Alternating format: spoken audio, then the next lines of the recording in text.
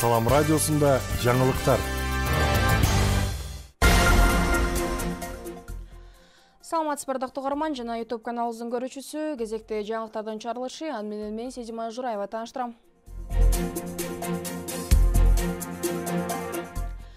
Кызылкыяда алдамчылык менен айыпталган аял кармалды. Кызылкыяда уурдалган унааны сатып изин жашырып кеткен аял Бишкек шаарынан кармалды. Бул тууралуу облустук милициядан кабарлашты.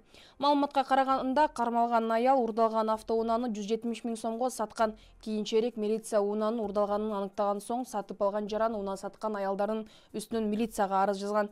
Аялга издөө жарыяланып, сотко чейин өндүрүш иши башталган. Аталган факт боюнча тергөө иштеринин жүрүшүндө кылмышка шектелип кармалган 32 жаштагы аял мурдада урурлук беренеси менен сот жообуна тартылгандыгы аныкталды. Учурда кармалган жаран убактылуу кармоо жайына киргизилип, тергөө иштери уланууда.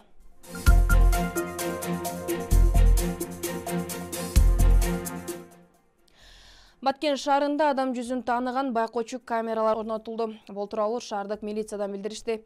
Маалыматка ылайык, жалпысынан 11 видео камера орнотулуп, анын экөөсү адамды жүзүндөн тааныйт.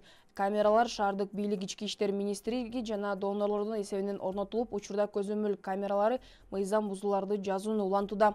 Белгилей кетсек, үстүбүздөгү жылдын 6 айында жүргүзүлгөн рейдтик иш-чаралардын жыйынтыгында 58 000 сомдук 44 протокол түзүлгөн.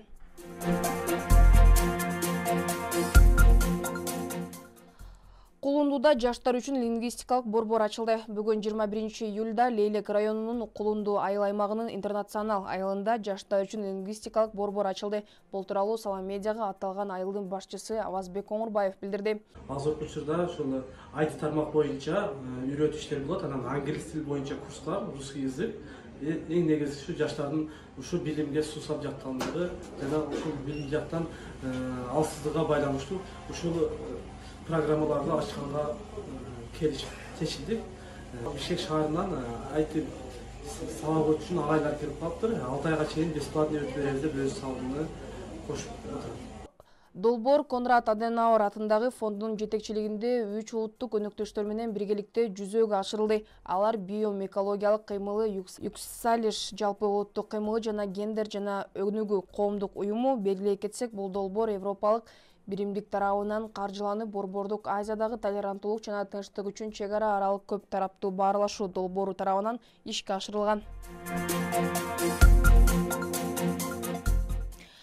Баткендин 600дөн ашык ишкери жеңилдетилген насыя алды. Баткен облусунда жыл башынан бери РСК банк жана Айыл банк тарабынан 615 ишкерге 6 жана 1% насыялар берилди. Бул тууралуу облустук бийликтин басма сөз кызматы билдирди.